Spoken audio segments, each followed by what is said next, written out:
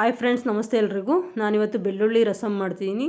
ಬೆಳ್ಳುಳ್ಳಿ ರಸಮ್ ಜೊತೆಗೆ ಇದನ್ನು ತಿಳಿ ರಸ ಅಂತಲೂ ಕರಿಬೋದು. ತುಂಬ ಅಂದರೆ ತುಂಬಾ ಟೇಸ್ಟಿಯಾಗಿರುತ್ತೆ. ಜೊತೆಗೆ ಎಲ್ದಿ ಕೂಡ. ಬಾಯಿ ಕೆಟ್ಟಾಗ ಈ ಥರ ಮಾಡ್ಕೊಂಡು ತಿಂದರೆ ಅಥವಾ ನೆಗಡಿ ಜ್ವರ ಇದ್ದಾಗ ಈ ಥರ ಮಾಡ್ಕೊಂಡು ಕುಡಿದ್ರೆ ಗಂಟ್ಲಿಗೆ ಹಿತವಾಗಿರುತ್ತೆ ಬಿಸಿ ಬಿಸಿಯಾಗಿ. ಇದು ಮಾಡೋದು ಹೇಗೆ ಅಂತ ನೋಡೋಣ.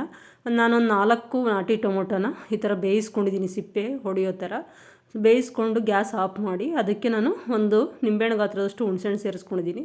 ಈಗ ನೋಡಿ, ಒಂದು 20 ಕಾಳಷ್ಟು ಮೆಣಸನ್ನ ಹುರ್ಕೊಂಡಿದ್ದೀನಿ. ಅದನ್ನು ತೆಗೆದಿಟ್ಕೊಂಡು 1 ಟೇಬಲ್ ಸ್ಪೂನಷ್ಟು ಜೀರಿಗೆನ ಹುರ್ಕೋತೀನಿ. 2 ಸಪ್ರೇಟಾಗಿ ಹುರ್ಕೊಂಡು ತೆಗೆದಿಟ್ಕೊಂಡು ಪೌಡರ್ ಮಾಡ್ಕೋತೀನಿ.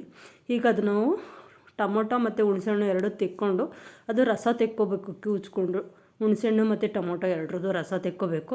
ಬಿಸಿ ಇರುತ್ತಲ್ಲ, ಅದಕ್ಕೆ ಬೇರೆ ಬೌಲ್ಗೆ ಹಾಕ್ಕೊಂಡು ಸ್ವಲ್ಪ ತಣ್ಣೀರು ಮಿಕ್ಸ್ ಮಾಡಿಕೊಂಡು ಚೆನ್ನಾಗಿ ಕಿವುಚಿ 2 ಸಲ ಈ ಥರ ನೀರು ಹಾಕ್ಕೊಂಡು ಕಿವುಚ್ಕೊಂಡು 2 ಸಲ ಅದರ ರಸ ತೆಕ್ಕೊಂಡಿದ್ದೀನಿ. ಈಗ ನೋಡಿ, ಸ್ಟವ್ ಮೇಲೆ ಅದೇ ಪಾತ್ರೆಯಲ್ಲಿ ಅದನ್ನು ಇಟ್ಟು ರಸಕ್ಕೆ ಮನೆಯಲ್ಲೇ ಮಾಡಿರೋಂಥ ರಸಮ್ ಪೌಡರು ಮತ್ತು ಕಲ್ಲುಪ್ಪು ಸೇರಿಸ್ಕೊತಿದ್ದೀನಿ. ಮತ್ತು ಜೀರಿಗೆ ಮತ್ತು ಮೆಣಸು ಏನು ಬಿಸಿ ಮಾಡಿ ಪುಡಿ ಮಾಡ್ಕೊಂಡಿದ್ದು ಅದಕ್ಕೆ ಸೇರಿಸ್ಕೊತಿದ್ದೀನಿ. 1/4 ಟೀ ಸ್ಪೂನಷ್ಟು ಸಕ್ಕರೆ ಸೇರಿಸ್ಕೊಂಡಿದ್ದೀನಿ. ಸಕ್ಕರೆ ಹಾಕೋದ್ರಿಂದ ಫ್ಲೇವರ್ ಚೆನ್ನಾಗಿರುತ್ತೆ. ತುಂಬ ಅಂದರೆ ತುಂಬಾ ಟೇಸ್ಟಿಯಾಗಿರುತ್ತೆ. ನಾನು ಹಸಿ ಕರಿಬೇವನ್ನ ಸ್ವಲ್ಪ ರಸಮ್ ಜೊತೆ ಈ ಥರ ಕುದಿಯೋಕೆ ಹಾಕಿದ್ದೀನಿ. ಸ್ವಲ್ಪ ಕೊತ್ತಂಬರಿ ಕೂಡ ಸೇರಿಸ್ಕೋಬೋದು. ನಾನು ಡಿಫ್ರೆಂಟಾಗಿರಲಿ ಅಂತ ಕರಿಬೇವು ಹಾಕ್ಕೊಂಡಿದ್ದೀನಿ.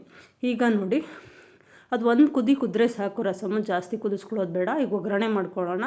ಒಂದು ಚಿಕ್ಕ ಬಾಣಲೆಗೆ 1 ಟೇಬಲ್ ಸ್ಪೂನಷ್ಟು ಎಣ್ಣೆ ಹಾಕಿ ಸಾಸಿವೆ, ಜೀರಿಗೆ, ಒಣಮೆಣ್ಸಿನ್ಕಾಯಿ, ಬೆಳ್ಳುಳ್ಳಿ ಮತ್ತು ಹಿಂಗು, ಕರ್ಬೇವಿನ ಸೊಪ್ಪು ಮತ್ತು ಬೆಳ್ಳುಳ್ಳಿ ಸ್ವಲ್ಪ ಹೈಲೈಟಾಗಿ ಹಾಕ್ಕೋಬೇಕು. ಒಂದು ಬೆಳ್ಳುಳ್ಳಿ ಫುಲ್ ಹಾಕ್ಕೊಂಡಿದ್ದೀನಿ. ಬೆಳ್ಳುಳ್ಳಿ ರಸಮ್ ಆಗಿರೋದ್ರಿಂದ ಇದು ಒಗ್ಗರಣೆನ ಈ ಥರ ಮಿಕ್ಸ್ ಮಾಡಿಕೊಂಡು ರಸಮ್ಗೆ ಹಾಕಿ ಒಂದೇ ಒಂದು ಕುದಿಸ್ಕೊಂಡ್ರೆ ಸಾಕು.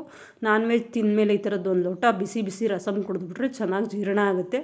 ಗಂಟ್ಲು ನೋವು, ನೆಗಡಿ, ಶೀತ ಆ ಟೈಮಲ್ಲಿ ಈ ಥರ ಬಿಸಿ ಬಿಸಿ ರಸಮ್ ಮಾಡ್ಕೊಂಡು ಕುಡಿದ್ರಂತೂ ತುಂಬ ಅಂದರೆ ತುಂಬಾ ಹಿತವಾಗಿರುತ್ತೆ. ತಿಳಿ ರಸ ಅಂದರೆ ತಿಳಿ ರಸದ ಥರ ಇರುತ್ತೆ. ತುಂಬ ಟೇಸ್ಟಿಯಾಗಿರುತ್ತೆ. ನೀವು ಒಂದು ಸಲ ಮಾಡಿ ಮನೇಲಿ ಹೇಗಿತ್ತು ಅಂತ ಕಮೆಂಟ್ ಮೂಲಕ ತಿಳಿಸಿ. ಇನ್ನು ಯಾರೆಲ್ಲ ನನ್ನ ಚಾನಲ್ ಸಬ್ಸ್ಕ್ರೈಬ್ ಮಾಡ್ಕೊಂಡಿಲ್ಲ, ದಯವಿಟ್ಟು ಸಬ್ಸ್ಕ್ರೈಬ್ ಮಾಡ್ಕೊಳ್ಳಿ. ವಿಡಿಯೋಗೊಂದು ಲೈಕ್ ಕೊಡಿ, ನಿಮ್ಮ ಫ್ರೆಂಡ್ಸ್ಗೆಲ್ಲ ಶೇರ್ ಮಾಡಿ. Thank you for watching.